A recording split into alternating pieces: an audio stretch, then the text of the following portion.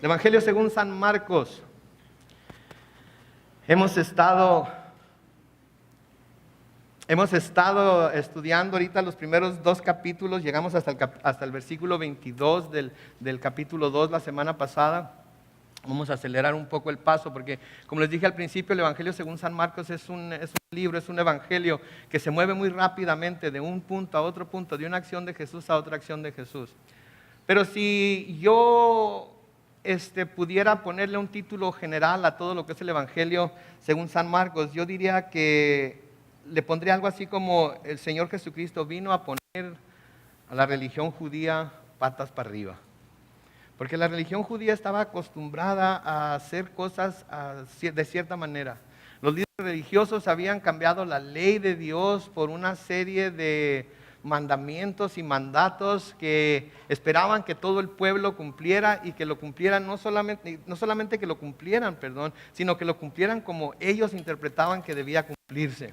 Y viene Jesús y empieza a hacer cosas diferentes, empieza a hacer cosas distintas, y empiezan a respingar, empiezan a quejarse de que por qué está haciendo esto y quién le dijo.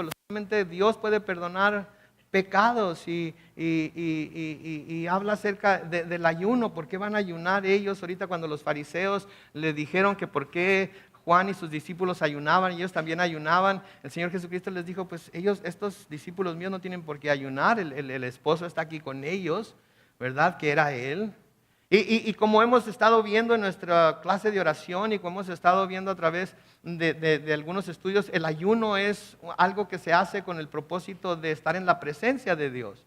¿Sí? No se hace como muchas personas, no se hace como muchos grupos lo hacen, como una forma de doblarle el brazo a Dios para que Dios se sienta obligado a darnos algo. El ayuno es hacer a un lado las necesidades del cuerpo físico para alimentar las necesidades espirituales de nuestra alma, de nuestro espíritu, ¿verdad? Entonces, cuando Él les dice: el novio está aquí, en realidad lo que les está diciendo es: Dios está aquí con ellos. ¿Por qué van a ayunar ahorita? Va a haber un día en el que Él se va a ir, los va a dejar otra vez, y entonces van a poder ayunar, porque a través de ese ayuno van a buscar estar cerca de Él. Hoy llegamos aquí de nuevo al capítulo 2, comenzando con el versículo 23, y en esta porción del Evangelio de San Marcos, Jesús va a lidiar con otra de esas leyes que a través de los años los líderes religiosos habían tomado y habían tergiversado. Y aunque Dios había establecido el día de reposo, porque es de lo que vamos a hablar, para bendecir a los hombres, a la humanidad, los líderes religiosos lo habían vuelto en otra forma de poner al pueblo de Dios bajo un yugo que Dios nunca deseó que estuvieran. Sí, el Señor les dio el día de reposo, les dijo que lo guardaran, que lo santificaran. Pero el día de reposo tenía el propósito de darle a su pueblo un día en el cual, ¿cómo se llama el día? Reposo. Entonces el propósito era que hicieran ¿qué? Que reposaran, que descansaran. Pero los judíos y los líderes religiosos lo habían convertido en una ley, lo habían convertido en un mandato, y no solamente eso, sino que les habían dicho que tenían que seguirlo, celebrarlo como ellos decían que se tenía que celebrar. ¿Okay? Y eso está mal. ¿Okay? Si alguna vez escuchan de detrás de este púlpito, ¿okay?, que las cosas que yo les digo y como yo les digo que las hagan es la única manera de hacerlas, y cualquier otra cosa que escuchen en cualquier otro lugar están equivocados, por favor, tírenme con una Biblia, aviéntenme una Biblia, denme un bibliazo en la cabeza. Porque eso está mal, eso está mal. Porque Dios me puede estar hablando a mí de alguna manera a ayunar, ¿verdad? Para estar más cerca de Él, para buscar su rostro. Dios lo puede estar llamando a usted para hacer ese mismo ayuno, pero con otra intención completamente diferente. Si usted ve en el libro de Isaías, se nos menciona cuál es el ayuno aceptable de Dios, y habla acerca de ayudar a los menesterosos, dar a los pobres, etcétera, etcétera. Entonces, Dios a lo mejor le está llamando a usted a ayunar una semana, y todo lo que hubiera comprado de lonches se lo va y se lo da a alguna persona indigente que usted ha visto en la misma esquina durante toda esa semana. Ese es su ayuno. Pero para mí ese ayuno puede ser algo diferente. A lo mejor Dios me está llamando a ayunar de Facebook, porque como mucho Facebook. Estamos siempre pegados al Facebook y no dejamos de estar con la pantalla delante de nosotros. Y Dios nos deja ese Facebook, y todo el tiempo que ibas a pasar en el Facebook, pásalo conmigo, a solas. ¿Sí? Qué hermoso cuando lo que estábamos cantando ahorita, tengo hambre de ti, en realidad se lleva a cabo en nuestra alma y nuestro corazón, ¿no es cierto? Tengo hambre de ti, de tu fragancia, de tu presencia, de tu poder. Hambre que duele, que debilita, que desespera por ti. Oh, si nuestra alma aprendiera a tener esa clase de hambre por Dios y por las cosas espirituales que nuestro estómago tiene por las cosas carnales, perderíamos peso, ¿verdad? Y otra, estaríamos tan cerca de Dios, nos acercaríamos tanto a Dios que quizás podríamos escuchar el latido de su corazón a un lado del nuestro. Y como cristianos eso es lo que debemos hacer. Entonces los fariseos que venían a preguntarle por qué ellos ayunan y nosotros también, pero tú no, Él les dice claramente, hey, yo estoy aquí con ellos, no tienen por qué ayunar. Cuando me vaya, van a tener por qué ayunar. El Señor está con nosotros espiritualmente, el Señor está en nuestro corazón, pero el Señor no está con nosotros físicamente. Por lo tanto, deberíamos nosotros de encontrar tiempo para ayunar. Pero no con el propósito de convencer a Dios de que nos dé algo, sino con el propósito de encontrarnos en la presencia de Dios y ser llenos de su Espíritu Santo. Entonces, hoy vamos a hablar del día del reposo, porque ahora esto es lo que el Señor viene y pone como de cabeza de nuevo. Noten ahí en el versículo 23 de San Marcos, del Evangelio según San Marcos, capítulo 2, dice, un día de reposo, mientras Jesús pasaba por los sembrados, sus discípulos comenzaron a arrancar espigas a su paso. Entonces los fariseos dijeron, fíjate, ¿por qué hacen estos en el día de reposo lo que no está permitido hacer? Ahora vamos a ver lo que estaban haciendo. Yo no sé cuántos de ustedes han vivido alguna vez en su vida en un lugar donde hay sembradíos, por ejemplo, de trigo, que era lo que había en este tiempo. Sí, muchas veces lo que la gente hace cuando anda por los sembradíos de trigo y tiene hambre es que toma algunos de los granos de trigo, los frota para quitarles la cáscara y luego se los come. Los que les gusta el pan integral saben de lo que estoy hablando, ¿verdad? Aquellos que les gustan los panes de 7 grains y que tienen semillas y todo eso, algunas veces tienen trocitos de lo que es el grano del trigo dentro del pan mismo y sabe muy rico. Entonces lo que los discípulos estaban haciendo era que tuvieron hambre. ¿Sí? Porque tenían hambre, empezaron a tomar algunas de las espigas, algunos de los granos, lo estaban frotando en sus manos y se lo estaban comiendo. Y noten que los fariseos se enojan y le dicen al Señor, fíjate, ¿por qué hacen esto en el día de reposo lo que no está permitido hacer? ¿Saben por qué estaban diciendo que lo que estaban haciendo no estaba permitido hacer? Porque durante el día de reposo no estaba permitido cosechar. En otras palabras, un campesino no podía durante el día de reposo cosechar su trigo, ni su cebada, ni ningún otro sembradío que no lo podía cosechar, era un día para descansar. Pero como ellos iban tomando los granos de trigo y frotándolos para comérselos, los fariseos estaban diciendo que los discípulos estaban cosechando trigo. Por lo tanto, es un pecado lo que están haciendo. Por lo tanto, están quebrantando la ley del Señor. Y este es un ejemplo de qué tan lejos están los fariseos dispuestos a llegar con tal de condenar algo que ellos habían decidido que estaba mal.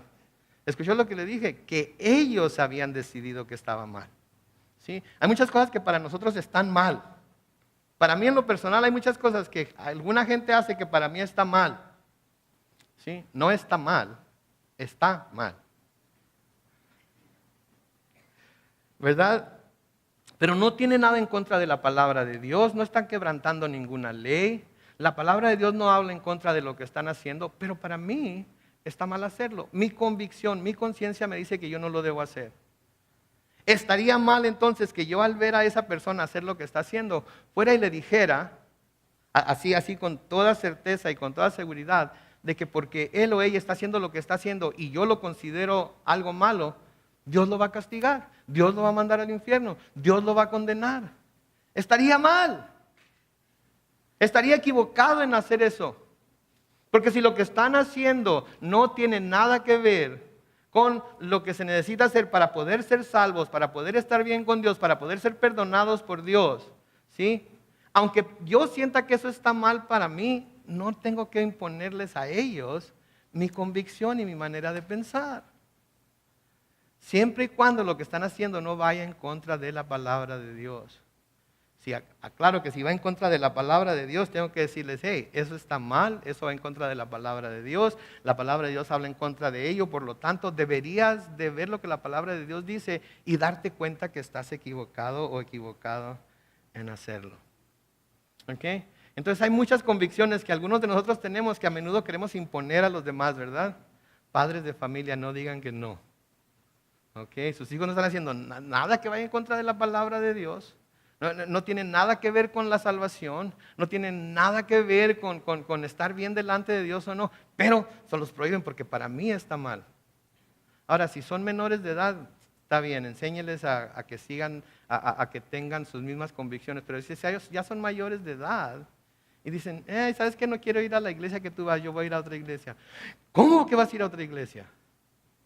Si nosotros hemos ido a esa iglesia toda la vida. ¿Sabes que ya no voy a leer la Reina Valera 60? Ahora voy a leer la Reina Valera contemporánea. La Reina Valera 60 es la única que está autorizada para ser leída y es la única que tiene la verdad.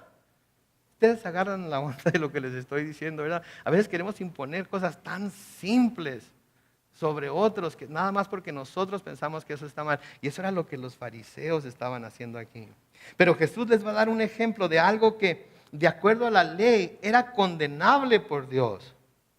Pero a lo cual Dios no respondió con condenación, porque comprendía que la persona que hizo lo que va a mencionar aquí, lo hizo por misericordia hacia otra persona. ¿Escucharon eso? Lo hizo por misericordia hacia otra persona. Y en el versículo 25 del Evangelio de Marcos 2 dice, Jesús les respondió, ¿nunca leyeron lo que hizo David con sus acompañantes en aquella ocasión en que tuvieron hambre? Pues entró en la casa de Dios y comió los panes de la proposición, que solo los sacerdotes les es permitido comer. Noten, y hasta los compartió con sus acompañantes. Y luego dice algo curioso, dice, en aquel tiempo Abiatar era el sumo sacerdote.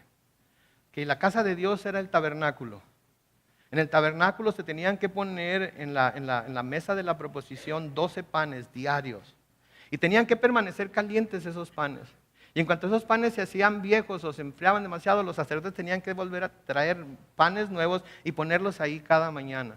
El pan que se quitaba debía quemarse o tirarse, no podía comérselo nadie porque el pan que estaba ahí estaba consagrado a Dios. Y los únicos que podían comer ese pan eran los sacerdotes.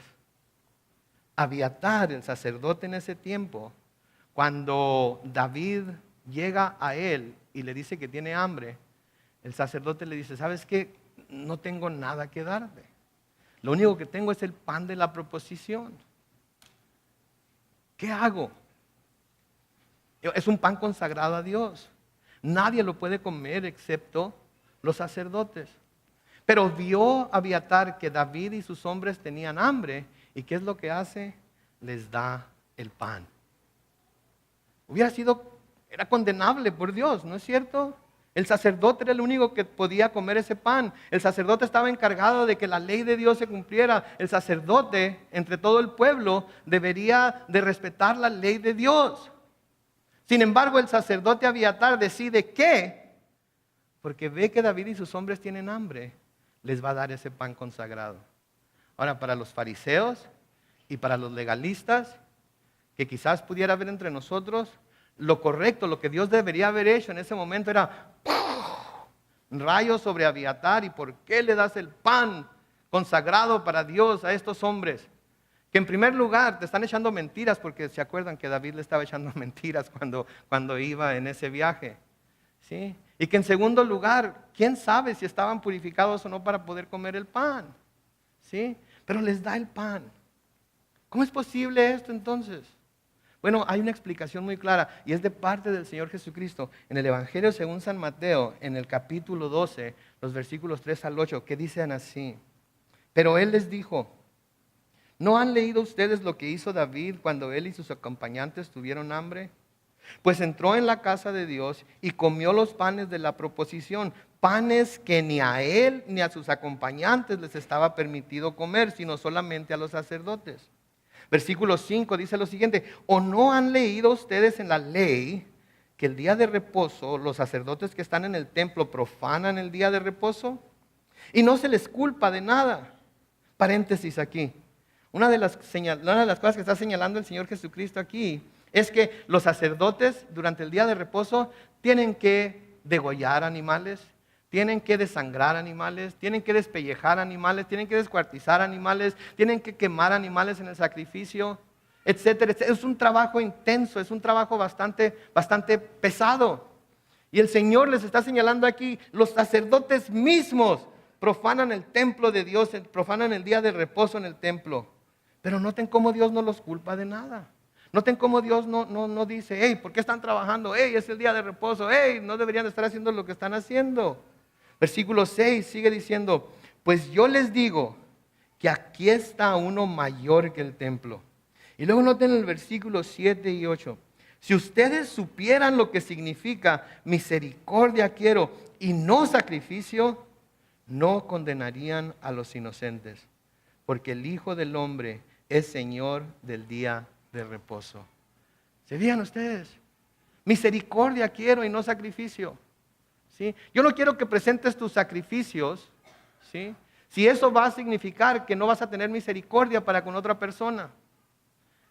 En otra ocasión el Señor habla acerca de los diezmos con los fariseos y les dice que ellos cometen un error en decirle a los judíos, ¿sí?, que cuando sus padres necesitan ayuda, los judíos les pueden decir, y te quisiera ayudar, pero lo único que tengo es el diezmo. Así es que porque lo único que tengo es el diezmo, no te puedo ayudar, jefe. Lo siento, mamá. Lo siento, papá. Yo sé que tienes hambre, yo sé que no tienes con qué pagar la renta, yo sé que te van a cortar la luz, pero es el diezmo. No. I'm sorry. Dios espera que dé el diezmo. O quizás lo único que traemos son los últimos $5 que habíamos propuesto en nuestro corazón que íbamos a dar de ofrenda en la iglesia. Y vemos a alguna persona ahí en uno de esos semáforos pidiendo para comer. Y decimos, ¿cómo quisiera ayudarle? Siento que algo me dice que le tengo que ayudar. Pero ya propuse en mi corazón que estos $5 van a ser para el Señor. Así es que no puedo ayudarle porque son para el Señor. Lo que el Señor Jesucristo nos está diciendo aquí es, ¿saben qué? No se preocupen tanto por el Señor. No se preocupen tanto por esos sacrificios. No se preocupen tanto por tratar de mantener sus leyes, su vista de las leyes como algo que debe de cumplirse de acuerdo a lo que ustedes quieren. Preocúpense más por la misericordia, porque eso es lo que yo quiero. Porque eso es lo que Dios mostró para con nosotros, ¿no es cierto? Deberíamos de haber recibido castigo, deberíamos de haber recibido condenación, deberíamos de haber recibido un infierno eterno. Sin embargo, ¿qué hizo? Envió a su Hijo unigénito y permitió que lo clavaran en una cruz y desangrara y muriera y estuviera sepultado durante 3 días. ¿Para qué? Para salvarnos a nosotros. No exigió sacrificio de nosotros. Él mismo presentó el sacrificio y nos mostró misericordia. Por eso el Señor dice, misericordia quiero y no sacrificio. Así es que sí, tenemos que ofrendar, sí debemos diezmar, sí debemos traer todos nuestros diezmos al alfolí y todo lo demás. Todo eso es cierto, todo eso está en la palabra de Dios. Pero si tenemos que escoger entre ayudar a alguien con nuestro diezmo y entregar el diezmo completo a la iglesia, Dios dice, ¿saben qué? Muestren misericordia. Porque ¿saben qué? La tierra es de Dios y toda su plenitud. Dios no necesita nuestro dinero. No traemos nuestro dinero a la iglesia porque Dios nos haya dicho que necesita nuestro dinero. Lo traemos porque somos agradecidos con Dios por lo que Él nos ha proveído a nosotros, porque ha mostrado su misericordia a nosotros. Pero si algún día tenemos que escoger entre cumplir con ello y ayudar a nuestros padres, ayudar a un hermano, ya sea carnal o de la iglesia, ayudamos a nuestro hermano. Porque eso se llama misericordia y eso es lo que el Señor quiere de nosotros. A veces somos muy legalistas, a veces tratamos de cumplir con todas las leyes de la palabra, a veces tratamos de hacer todas las cosas que nosotros decimos o hemos escudriñado en la palabra que debemos hacer. Pero cuando se trata de compasión, cuando se trata de gracia, cuando se trata de misericordia, cuando se trata de perdonar, cuando se trata de recibir las ofensas de otros por causa de Cristo, todo eso lo hacemos a un lado. ¿Por qué? Porque no va de acuerdo con lo que yo pienso. Porque no va de acuerdo con lo que yo quiero. Yo merezco. Esto debe hacerse así. Y el Señor está diciendo, hey, Agarraron agarraron unos cuantos granos y se lo están comiendo porque tienen hambre. ¿Que no tienen compasión de ellos? ¿No sienten misericordia por ellos porque tienen hambre? ¿Qué les están haciendo con comer un poco? ¿No están cosechando? Están cosechando de acuerdo a lo que ustedes piensan que es cosechar, que es ridículo, ¿no es cierto? Tomar unos cuantos granos. Pero así es. Y así es nuestra carne, y así es también nuestra mente y nuestro corazón a menudo. Queremos imponer cosas sobre otros que nosotros mismos no estamos dispuestos a hacer. Y peor aún, tergiversando lo que la palabra de Dios dice. En el versículo 27, noten ahí, sigue diciendo, también les dijo, el día de reposo se hizo por causa del género humano. En la versión Reina Valera 60 dice, para el hombre, y no el género humano por causa del día de reposo. De modo que el Hijo del Hombre es también Señor del día de reposo. En otras palabras, el Señor les está diciendo aquí, miren, Dios no hizo el día de reposo y luego creó al hombre y luego le dijo al hombre, mira, hombre, te he creado, pero te he creado para que fielmente, semana tras semana, durante toda tu vida, respetes y honres y santifiques el séptimo día. De hecho, ¿cuándo fue que creó Dios al hombre? El sexto día. El sexto día lo creó. ¿Saben cuál fue el primer día completo que vivió el hombre sobre la tierra? El día de reposo. Entonces creó al hombre, le dijo todo lo que tenía que hacer, le dio una lista de sus responsabilidades y luego hizo el día de reposo y le dijo, toma, descansa, reposa. Ese es el corazón de Dios. No nos hizo a nosotros para glorificar el día. Hizo el día para que nosotros pudiéramos recibir su misericordia, la misericordia del descanso, la misericordia del reposo. Dios creó el sábado para darle al hombre un día de reposo. Un día en el cual pudiera descansar, pudiera refrescarse, pudiera restaurar sus fuerzas. Ahora, no es culpa de Dios que muchos de nosotros no lo tomemos, ¿verdad? Dios nos lo ha dado. Ahora no tiene que ser el sábado. En mi caso, por ejemplo, es el viernes. Ese es mi día de reposo. Y lo aprovecho. Reposo. No hago nada. O trato de no hacer nada. Pero aunque trate, de todas maneras, luego llega mi esposa y me dice, y fíjate que pasó esto en el baño. Oh, fíjate que necesito ayuda con esto otro. Y ya empezamos a hacer cosas, ¿verdad? Pero si yo fuera así bien, lo siento, mi amor, es el día de reposo, así es que tengo que reposar. Pero les digo algo, deberíamos de hacerlo. ¿Alguna vez han estado todo un día, desde que sale el sol hasta que se mete, tirados nada más sin hacer nada? Pero absolutamente nada. Los varones tenemos esa experiencia más seguido que las mujeres, ¿verdad? Varones, un día de estos, ustedes hagan todo lo que sus esposas hacen y déjenlas que ellas reposen todo un día. Que no hagan nada. Todos los hombres, o en la mayoría, no todos, muchos hombres acusan a la mujer de que, ¿qué haces todo el día? ¿No trabajas? Yo me voy a trabajar y estoy allá 9, 10 horas. ¿Y tú qué haces? Mira la casa cómo está, mira. Y 2, 3 chamacos detrás de ellas jalándole las naguas, como decía mi abuelita. Pidiéndoles de comer cada 2 horas. Siendo cochinero por todos lados, todos mocosos, todos embarrados de frijoles y arroz y todo. ¿Qué haces? La has de pasar sentado enfrente de la televisión viendo novelas y comiendo bombones. No. Todos y todas merecemos un día de reposo. Por eso el Señor nos lo dio, para que tengamos un día de reposo. Pero a veces el ajetreo de la vida, el deseo por tener más, el deseo por salir adelante, ese overtime que me ofrecen, esos cuantos dólares que me van a pagar de más, si trabajo el sábado, si trabajo 7 días a la semana y no descanso. ¿Saben qué? Al final de cuentas, los únicos que se están haciendo daño no es Dios, somos nosotros. Somos nosotros los que nos estamos haciendo daño. Y un día, tarde o temprano, vamos a caer, nos va a dar un ataque al corazón, o nos va a dar una embolia, o vamos a caer exhaustos en la cama. Y entonces nos vamos a poder levantar no solamente no por un día, sino quizás por semanas. Y entonces, ¿qué van a hacer? A fuerzas van a tener que descansar, ¿verdad? Me acuerdo hace un par de años, Pastor Brian me decía, Carlos, tú estás aquí todas las noches de la semana, tienes que tomarte unos días de descanso. Tienes que estar con tu esposa, tienes que estar con tus hijos. Ay, Brian, es que tú ya estás viejo.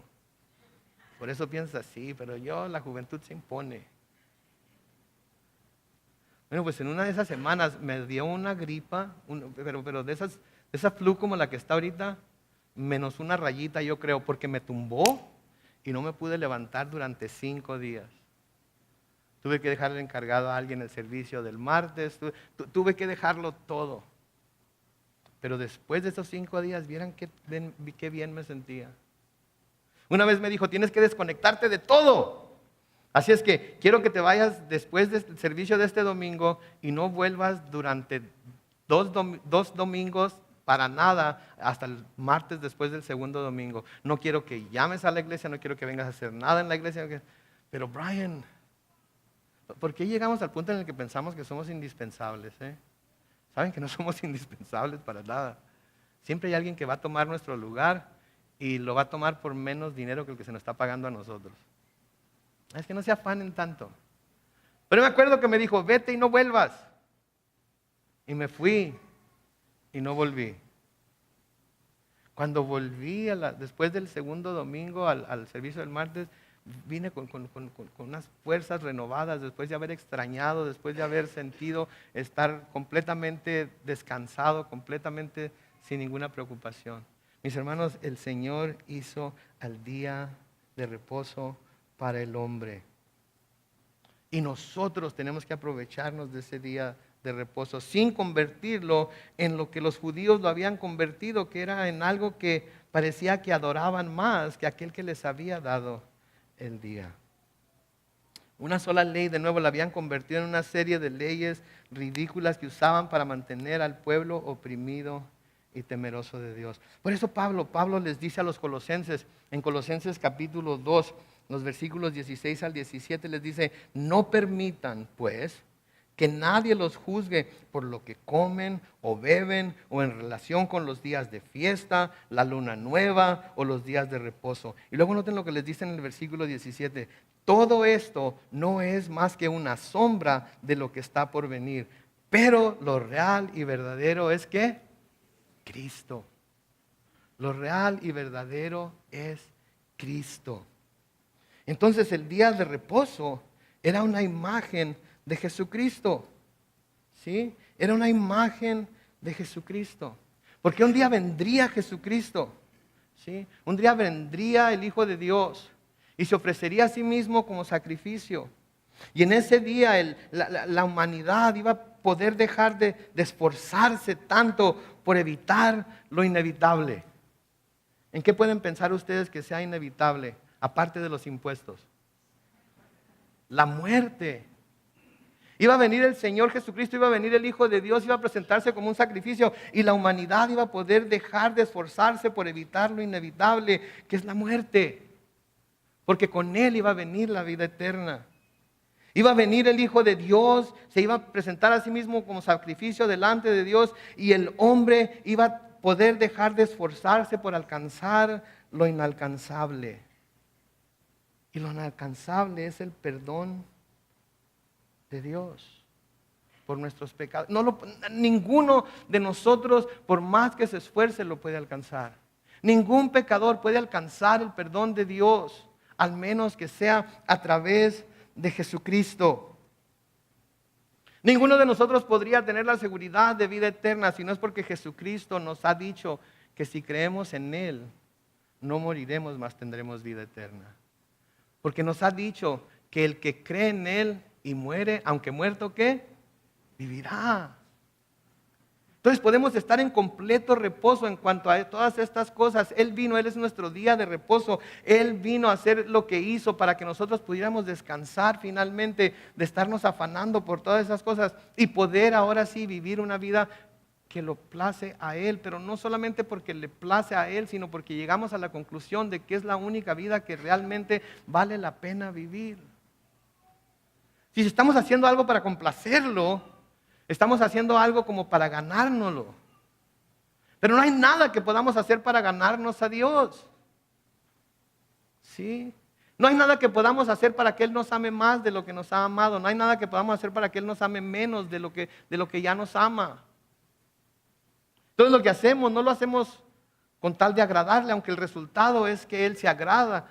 Lo que hacemos, lo hacemos porque hemos llegado a la conclusión de que, como dice Pablo en Romanos 12:2, es nuestro culto racional. Es que lo hemos pensado, lo hemos calculado y al ver todo lo que Dios ha hecho por nosotros en Cristo, lo menos que puedo hacer es vivir para Él.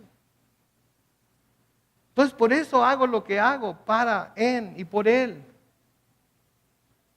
Porque no tengo que complacerlo, Cristo complació a Dios por mí.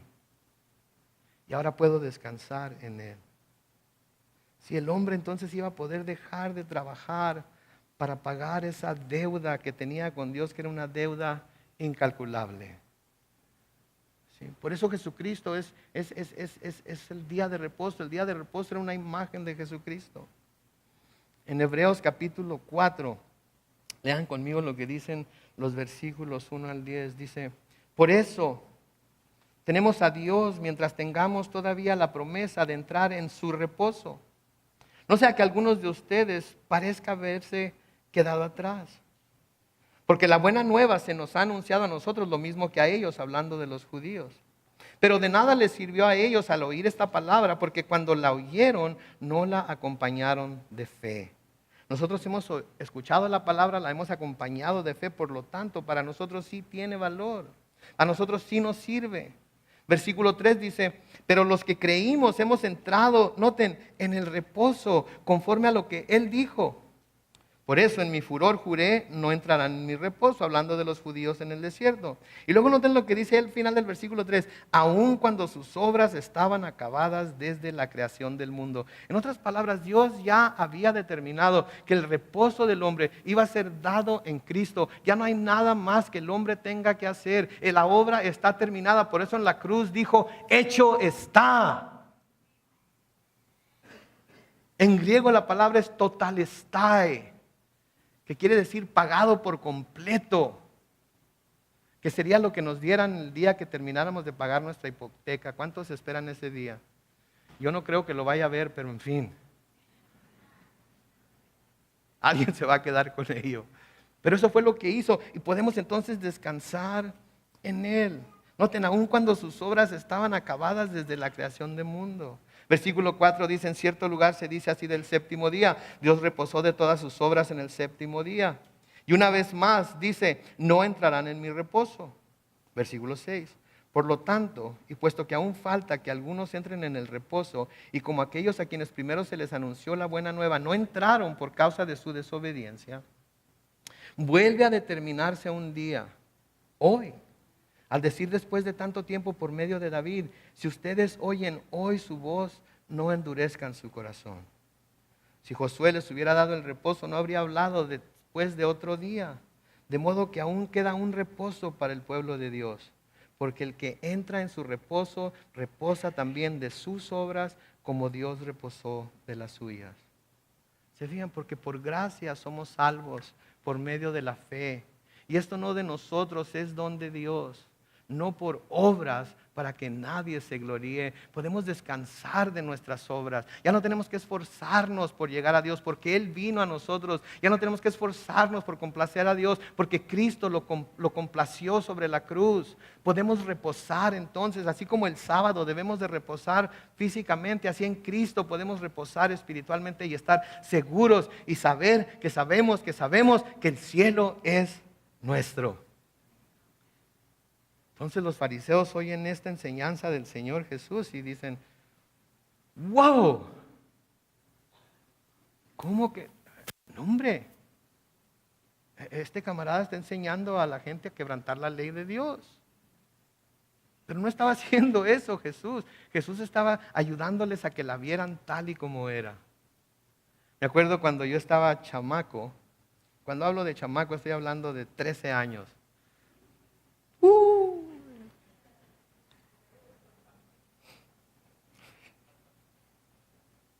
Apenas hace como 30 años de eso.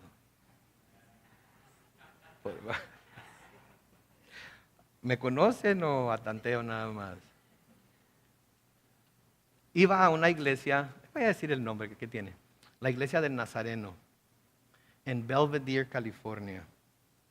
Y en aquel entonces, Calvary Chapel empezaba a crecer, empezaba el movimiento. Y me acuerdo que algunos jóvenes de la iglesia del Nazareno decidieron ir a Costa Mesa a ver qué estaba pasando en Calvary Chapel, Costa Mesa. Y volvieron, pero sí, asombradísimos. Por cómo Chuck Smith enseñaba la Biblia versículo a versículo, por los cantos que cantaban, porque se podían identificar con ellos, porque usaban guitarras, y usaban baterías, y usaban bajo, y usaban teclados, y no nada más es el órgano, ustedes saben, son esos de funeraria que se usan en muchas iglesias.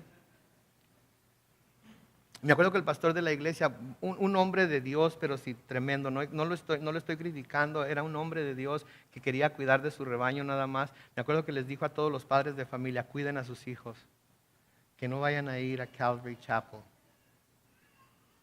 Pues usted sabe cuando uno está chavalo, ¿verdad? Cuando le dicen no, es que. Y cuando le dicen sí, es que. No, es sí también.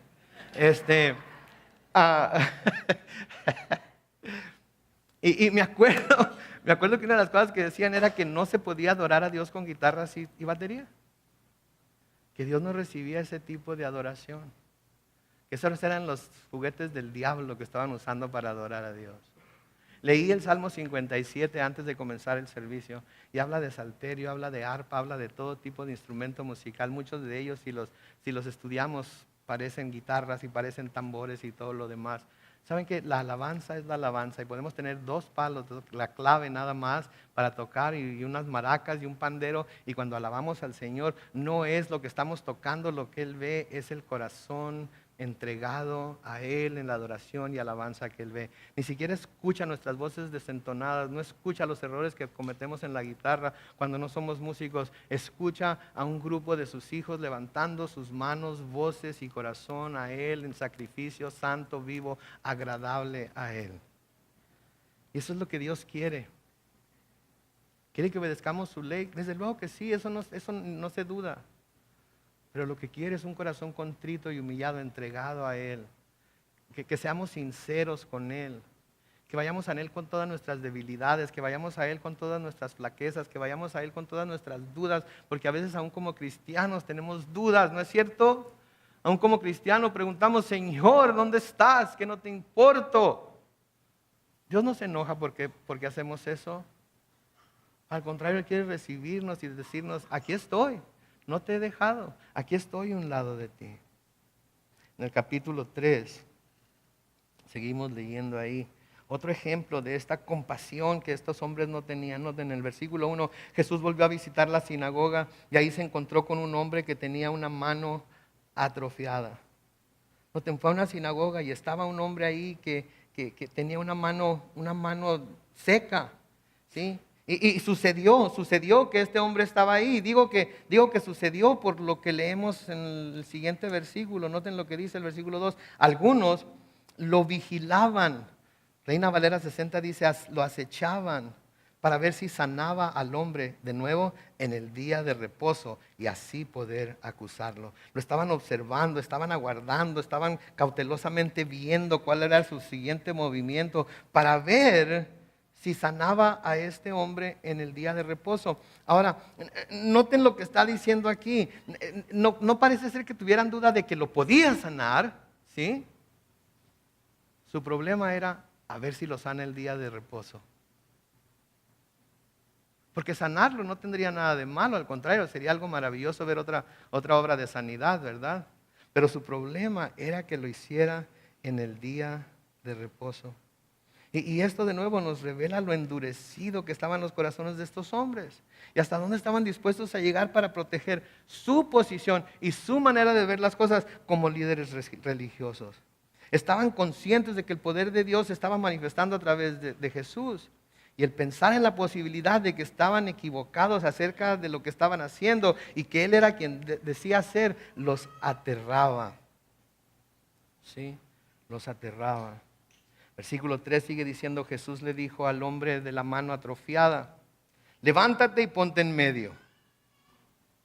¿Se imaginan este hombre?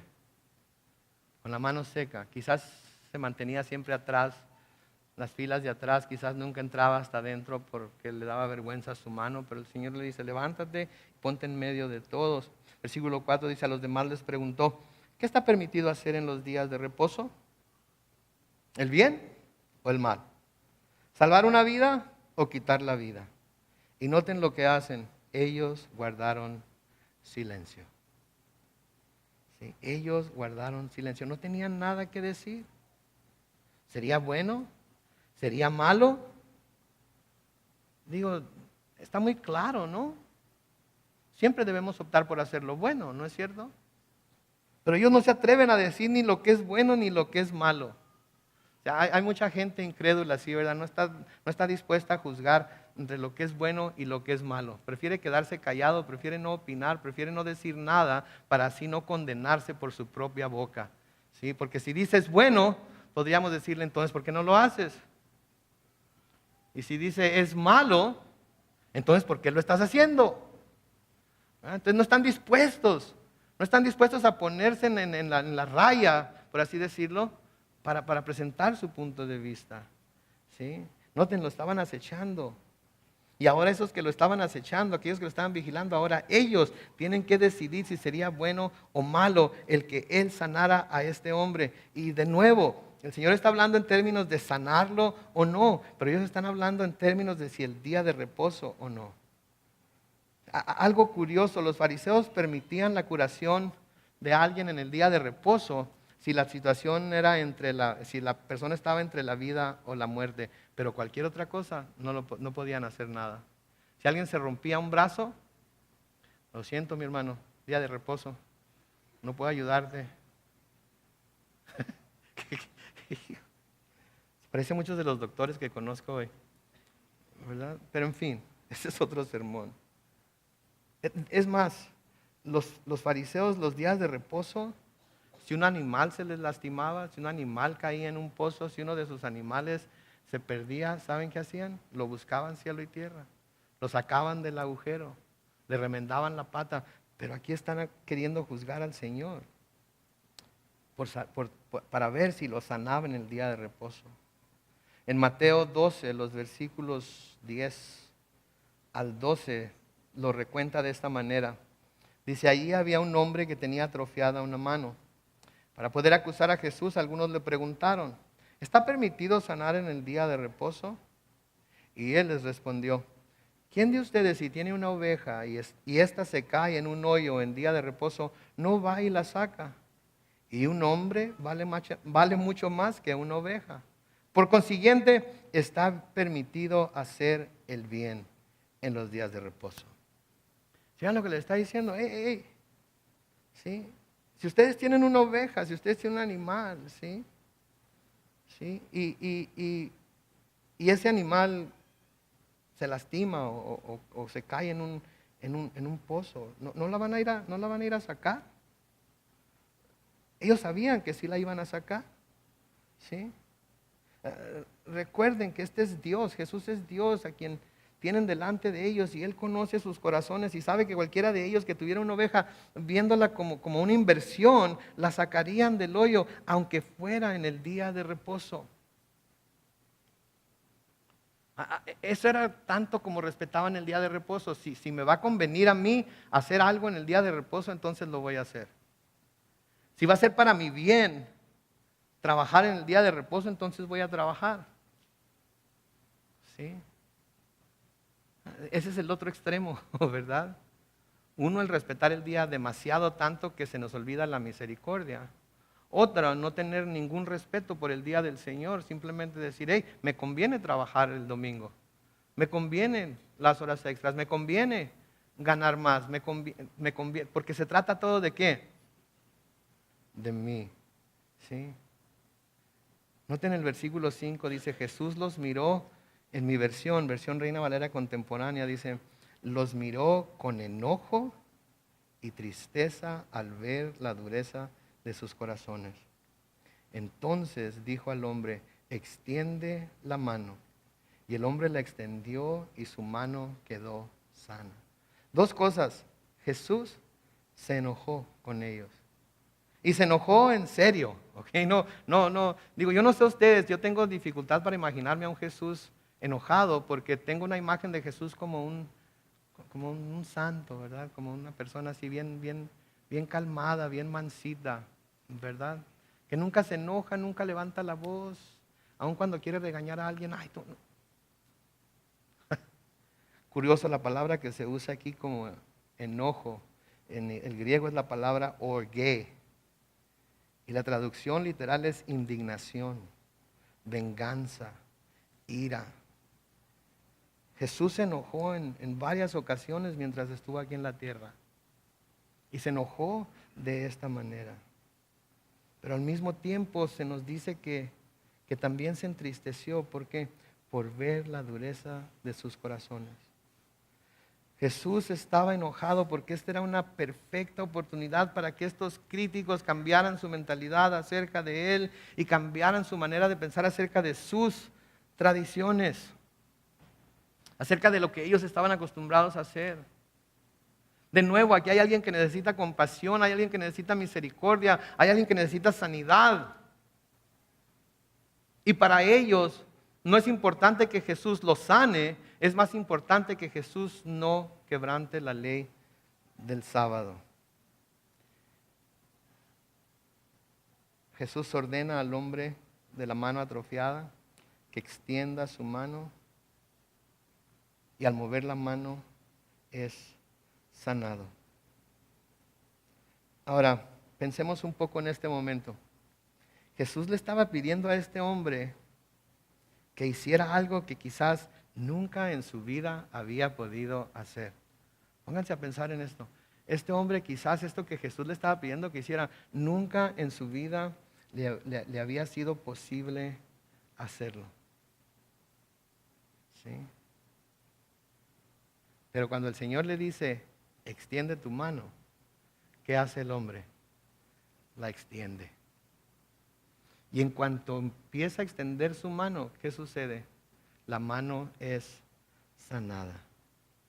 Ya pónganse a pensar, este hombre hubiera podido responder algo como, Señor, la mano está seca. ¿Cómo le voy a hacer para extenderla? Mejor primero restáurala, ¿no? Mira, ¿te ves cómo tengo esta mano? Restáurala, ya está igual a esta, y cuando la tenga igual a esta, entonces la extiendo. Porque entonces eso va a ser señal de que puedo hacerlo. Pero el Señor no hace eso.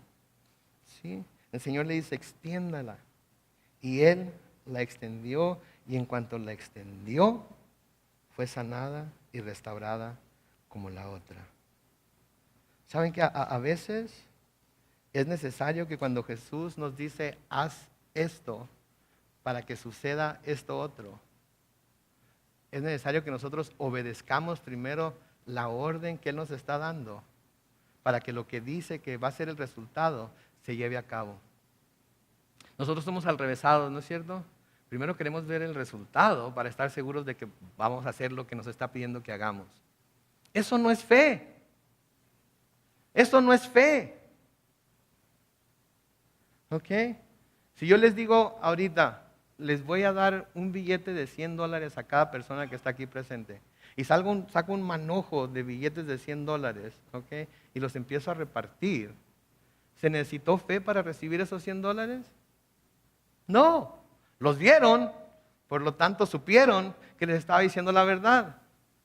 Pero si yo les digo, mañana en la mañana, vayan al banco y en la cuenta de cheques de cada uno de ustedes van a tener $100. ¿Qué van a tener que hacer para ver si eso es realidad o no? Van a tener que ir al banco, ¿verdad? El que vaya al banco, ¿qué va a encontrar? $100. El que no vaya al banco, ¿qué va a encontrar? Absolutamente nada, porque no creyó. Así es la fe. Y este hombre tuvo fe en que lo que el Señor le estaba diciendo que hiciera, aunque nunca en su vida lo había hecho, iba a poder hacerlo. ¿Saben qué? Las cosas que para nosotros parecen ser imposibles, a la palabra de Jesús son hechas posibles. Pero tiene que ser a la palabra de Jesús. Con la palabra de Jesús todo es posible. Sin la palabra de Jesús las cosas imposibles no se pueden llevar a cabo. Porque el hombre puede hacer muchas cosas. El Señor le ha dado al hombre inteligencia, le ha dado habilidad. Digo, nada más pónganse a pensar hasta dónde hemos llegado nada más en los últimos 10 años. Pónganse a pensar en el celular que tenían hace 10 años y en el que tienen hoy. ¿Quién se acuerda de los beepers? No hay nadie tan viejo aquí como yo. O de los teléfonos celulares así de grandotes. Y ahora trae uno a todo el mundo ahí en la pantalla del teléfono celular, ¿verdad? Trae uno a todo el mundo. Entonces, Dios puede hacer lo imposible cuando el hombre solamente puede hacer lo que está dentro del ámbito de la posibilidad. Y para el hombre hay muchas cosas posibles. Por eso cuando alguien me dice, pero haz todo lo posible por hacer esto, ¿no? Yo le digo, claro. Cuando alguien me dice, haz todo lo posible, yo no tengo ningún problema con decir que sí. ¿Por qué? Porque si es posible, lo puedo hacer. Pero si alguien me dice, quiero que hagas hasta lo imposible por hacer esto, ande pues, ahora sí ya me está poniendo a prueba, ¿verdad? Así nosotros podemos poner a prueba a Dios también. Cuando las cosas que tenemos delante de nosotros parecen ser imposibles, como la mano seca de este hombre, Dios las hace posibles por la palabra de Jesús. Noten en el versículo 6, dice, tan pronto como los fariseos salieron, empezaron a conspirar con los herodianos para matar a Jesús. Los fariseos y los herodianos no eran los mejores amigos, pero tenían algo en común.